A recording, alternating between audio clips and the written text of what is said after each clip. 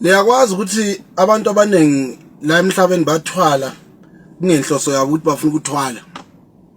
Ake ngiliphindele futhi ngithi mina liyakwazi ukuthi kukhona abanye abantu abathwalayo ondofa kungasinhloso yabo ukuthi bafuna ukuthwala. Okay ke ngizolichazela uhambo lwami ukuthi kuhamba kanjani ukuze ngithwale o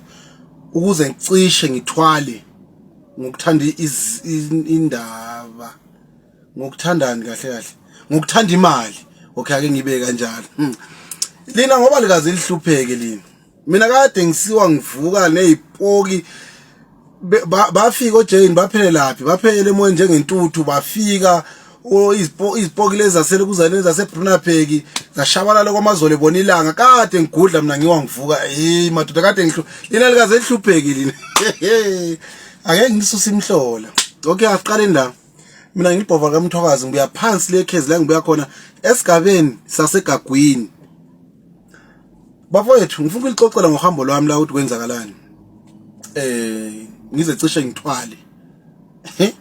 Ngoba imali. Bengine shop mina lapha eMaphisa 2010.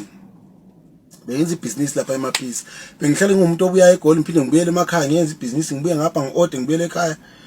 Kuthi ngo2011 ngihlangana nomngane wami wasemaputo. Shayisana nomngane njase ngidala ngamgcina.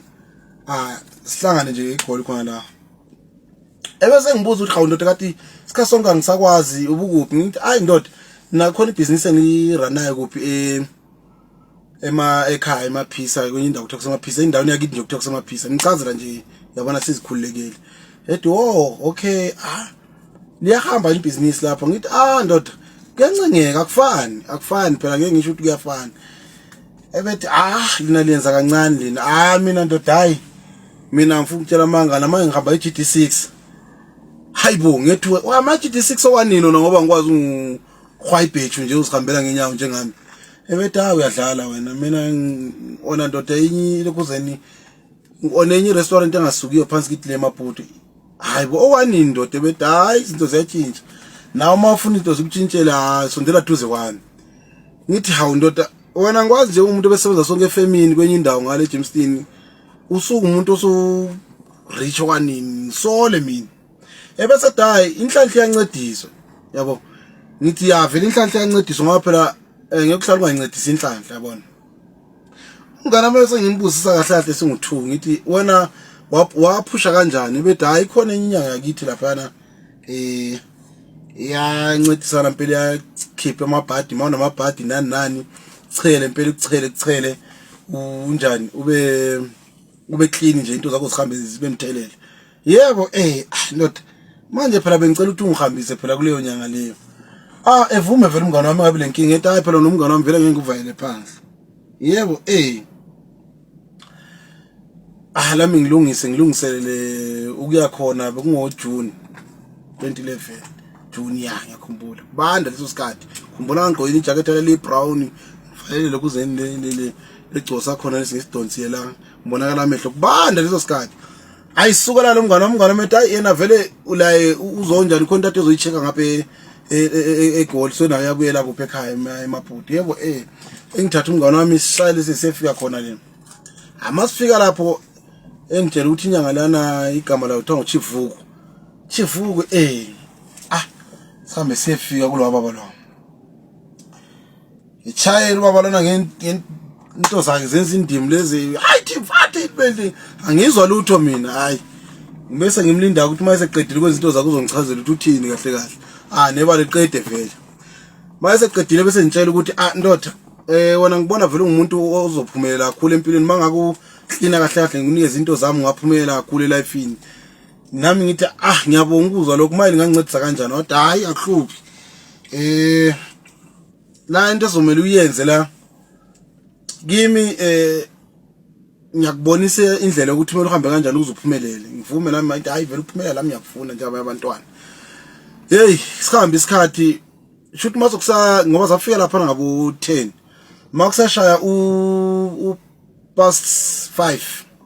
ebese ethi kimi enikeze nje isibhamu kanje so isibhamu lesana bongakusona isibhamu phela osibona ukuthi isibhamu esingaduvula phela sikhipha inhlamvu isibhamu nje nawe nje ubona ukuthi mhlawumbe uyithoyi ebesathi kimi ayi ndoda ngizokunikeza lesi sibhamu lesi sizohamba manje siyaphuma manje siphungena iganga umngane wami sehambile kuphi ebusinessini lakhe siyaphuma manje siphuma iganga siyahamba masifika khona enye intaba ezofika sifike kiyo ujikele ngizosala mina wena uzojikela ngale kwentaba ungajikela ngalo kwentaba umuntu ozohlangana naye uzombona udubule ngesibhamu lesi yabo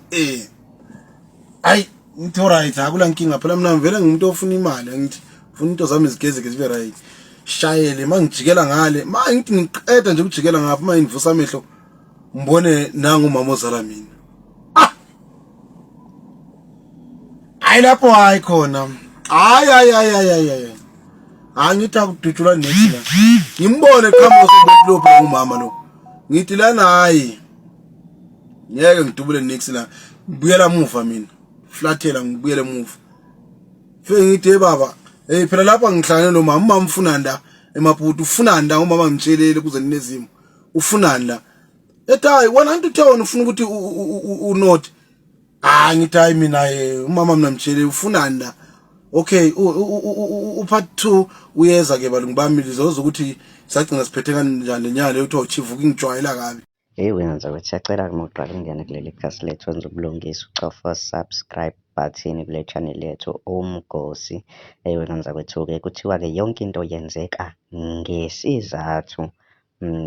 Lana-ke lo wesilisa kuveza indaba enkulu yokuthi asikho isizathu esingamenza enze lento